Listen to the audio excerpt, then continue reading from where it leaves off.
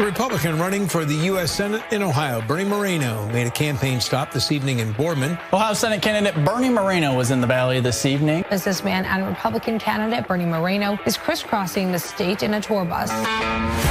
Unlike Sherrod Brown, who spent his entire life living off the taxpayer dime, I've been a business guy my whole life. We're going to lower this crushing inflation so people can live the lives they deserve to live. Calling himself a political outsider endorsed by former President Donald Trump. He's also promising safer communities, school choice, term limits, and to save jobs. This is a guy who's lost 200,000 manufacturing jobs, led to generationally high inflation. We have an open border. We have an assault on American energy. He's given hundreds of billions of dollars to foreign countries and pretends he's for the working man. He absolutely is not. That's what we're going to expose in this race.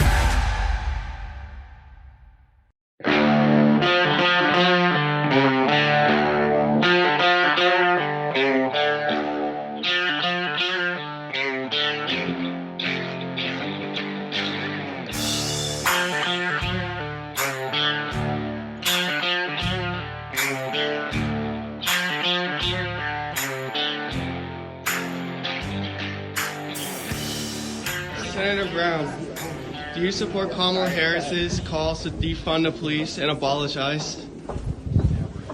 Do you think Kamala Harris is doing a good job of Biden's borders are? Will you answer the question, Senator Brown?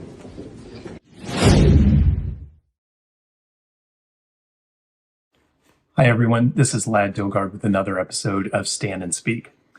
This year, most eyes are turned on the presidential election, and for good reason, but there are a couple of other big deals going on right now for the battle who controls the House and who controls the Senate.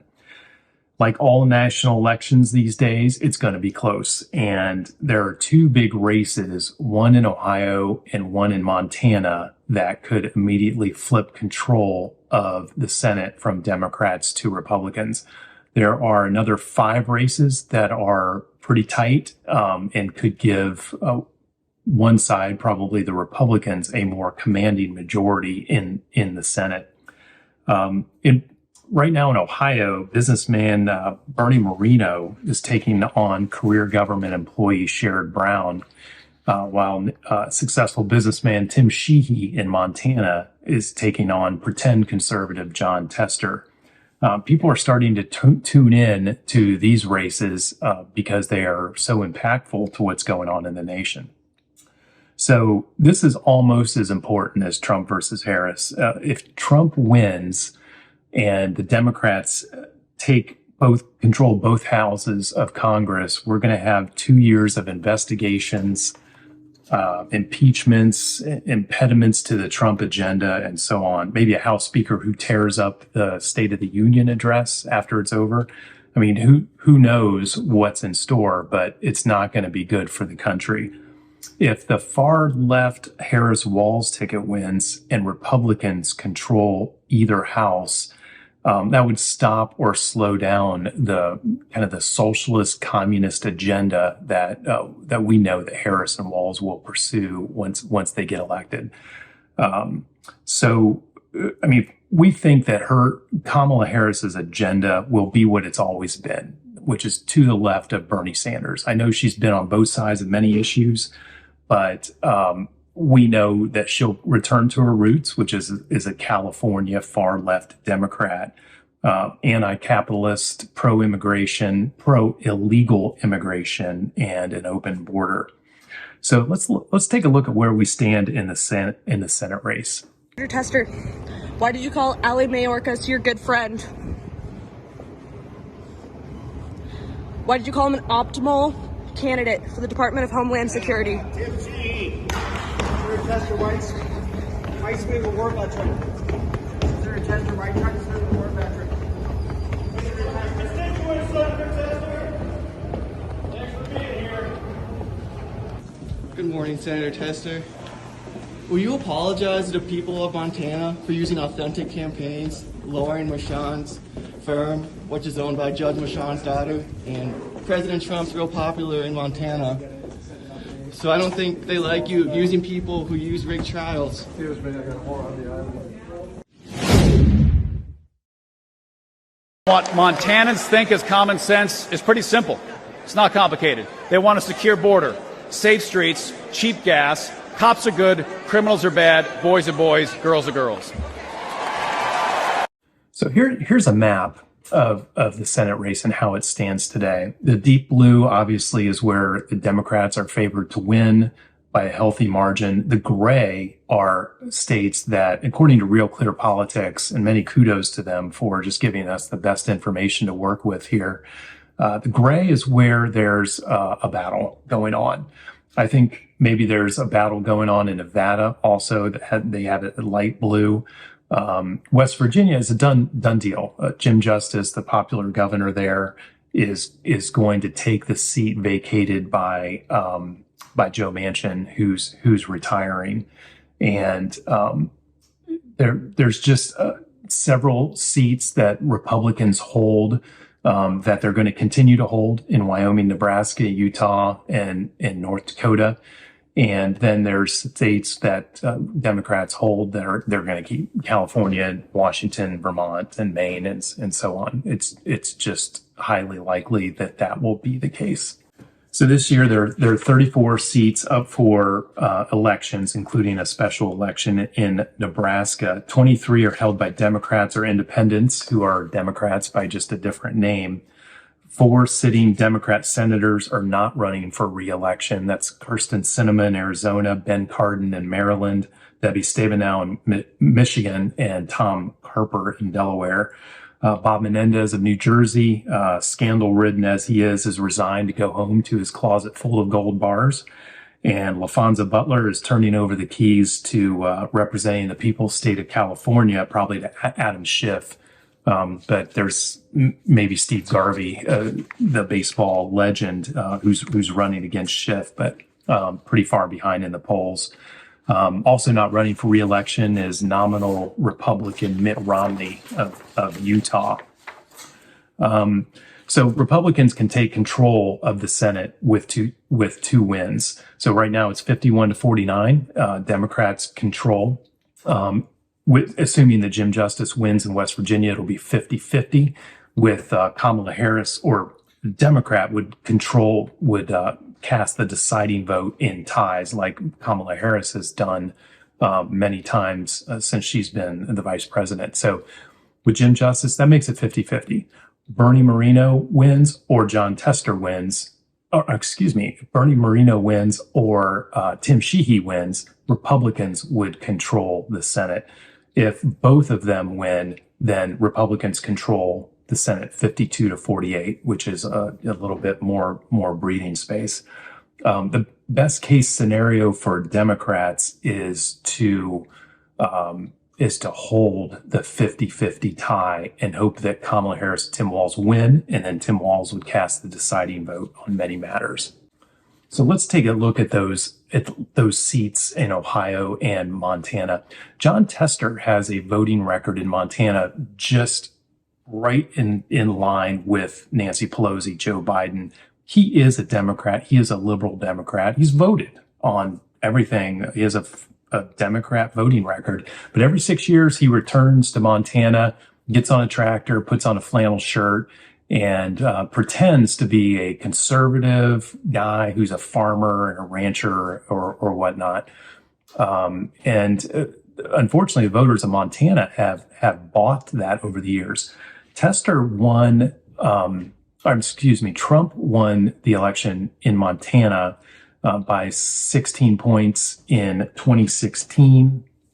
Trump won the election in Montana by 16 points in 2020 and over 20 points in 2016.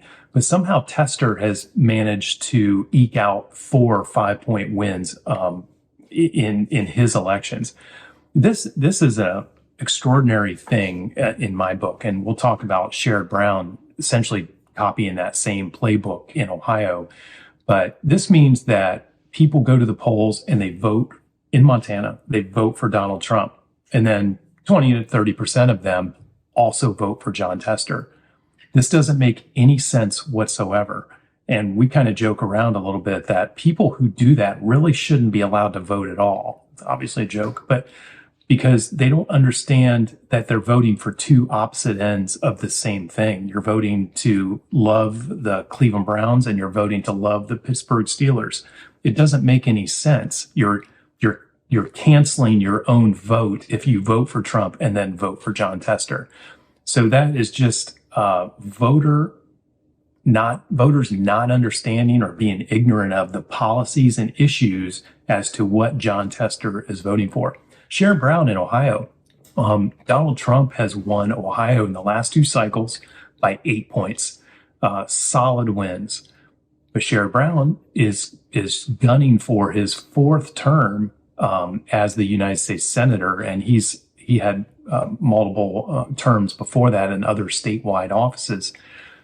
And he's won by a good margin in Ohio. So again, Sherrod Brown votes strong left. He's pro-open borders. He's pro-higher taxes. He pretends that he's not, but everything that he does in Washington is aligned with the far left. He and Kamala Harris get along very well. Joe Biden, Nancy Pelosi. There's no daylight between a politician like Sherrod Brown and Nancy Pelosi. They're the same animal. But Sherrod Brown does an outstanding job of coming home to Ohio and acting like he is a working class, rough upbringing, tough guy who's worked in factories. Every 6 years, this guy puts on a hard hat and gets in commercials. He has never worn a hard hat in his life at any job. He's worked in government since 1975, since the Nixon administration. He's been in elected office or just past the Nixon administration. And he went to Yale. He grew up around Mansfield, Ohio, in a well-to-do family. He's not a working class guy, but he puts on the aura that he is. He's got a coarse voice, and I guarantee you he's got soft hands that have never dug a ditch or worked on a General Motors factory line or anything like that. But he pulls it off. But Bernie Moreno is doing a good job, and people are starting to become aware that, hey, you know what? If we vote for Donald Trump and we vote for Sherrod Brown, we're just canceling out our vote. It just doesn't make any sense. So right now the polls are has Sheehy up by 6 points in Montana. He's got a good lead outside the margin of error. Bernie Moreno was as far behind as 10 points a year ago, or many months ago.